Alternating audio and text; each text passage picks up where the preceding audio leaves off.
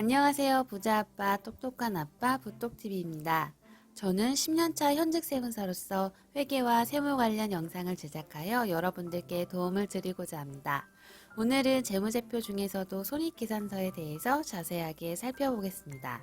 손익계산서는 일정 기간 동안 기업의 경영 성과에 대한 정보를 제공하는 재무보고서로서 보통 1월부터 12월까지의 성과를 기록합니다. 12월 31일 현재의 자산, 부채, 자본에 대한 재무 정보를 제공하는 재무대표는 재무상태표라고 우리가 첫 시간에 공부해 봤는데요. 손익계산서는 일정 기간 동안, 재무상태표는 일정 시점 현재를 나타내는 재무제표라는 점에서 차이가 있습니다. 손익계산서는 수익, 비용, 손익이란 항목으로 구성되어 있습니다.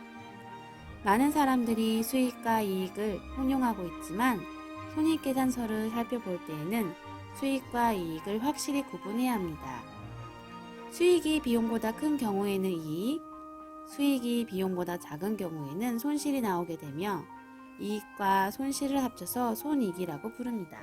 수익은 기업의 경영활동의 결과로서 발생하는 현금 유입액이고 비용은 그로 인한 현금 유출액입니다. 여기서 한 가지 주의해야 할 점은 소유주와의 자본거래는 제외한다는 것인데 예를 들어 기업의 소유주가 기업의 재정 상황 악화를 이유로 현금을 긴급 투입하였다면 그것은 자본거래이므로 현금의 유입이 발생하였지만 기업의 수익으로는 보지 않는다는 것입니다. 우리는 자산 부채는 재무상태표의 기본 요소이고 수익 비용은 손익계산서의 기본 요소라는 것을 배웠습니다. 앞으로 우리는 회계를 배워가면서 어떤 경제적 사건이나 거래의 재무적인 효과를 재무제표에 표시하는 구체적인 방법을 배우게 될 텐데요. 이를 회계에서는 인식이라고 합니다. 어떤 항목을 인식하기 위해서는 두 가지 요건을 충족해야 하는데요. 첫 번째는 미래의 경제적인 효익이 기업에 유입되거나 유출될 가능성이 매우 커야 하며 두 번째는 그것이 화폐 단위로 신뢰성 있게 측정되어야 합니다. 즉 우리가 배웠던 자산, 부채, 수익, 비용 등 재무제표의 기본 요소들은 각각의 인식 기준에 따라 그것을 모두 충족하는 경우에만 재무제표에 표시될 수 있습니다.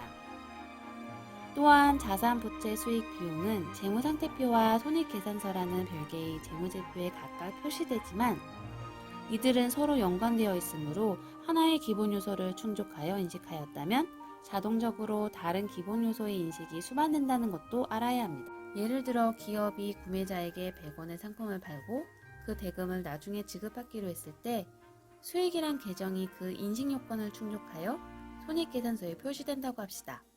첫 번째 시간에 배웠던 자산의 정의를 생각해 본다면 가까운 미래의 판매 대금, 즉 현금을 가져다주는 자산의 인식 요건을 갖추었으므로 재무상태표의 자산이란 항목으로 자동적으로 표시되게 됩니다. 이를 회계 처리한다면 다음과 같은데요. 구체적인 것은 다음 시간에 차변과 대변에 대해서 좀 더 공부한 뒤 설명드리도록 하겠습니다. 회계에서는 재무제표의 기본 요소를 정의 및 인식하고 측정하는 데 있어 회계의 기본적 특징 중의 하나인 발생주의를 따르고 있습니다. 발생주의란 수익과 비용을 현금 유출입이 아닌 거래나 사건이 발생한 기간에 인식하는 것을 말합니다. 기업이 소비자에게 상품을 판매하고 그 다음에 대가로 수령한다고 가정했을 때 현금을 수령한 2020년에 그 수익을 인식하였다면 현금주의에 따르는 것이며 상품이 판매되고 그 대가를 화폐 단위로 신뢰성 있게 측정할 수 있다면 2019년의 수익으로 인식하는 것을 발생주의에 따른다고 할 수 있습니다. 다만 현금 흐름표는 현금의 흐름을 나타내는 재무제표이므로 발생주의에 따르지 않습니다. 회계에 이제 막 입문하신 분들은 발생주의에 따라 거래나 사건을 인식하는 것이 다소 생소할 것입니다. 뿐만 아니라 발생주의는 회계의 계정 과목 중에 미수, 미지급, 선수, 선급이라는 것을 생기게 하는데요. 이는 저 역시도 처음 회계를 공부했을 때 상당히 헷갈려 했던 기억이 납니다.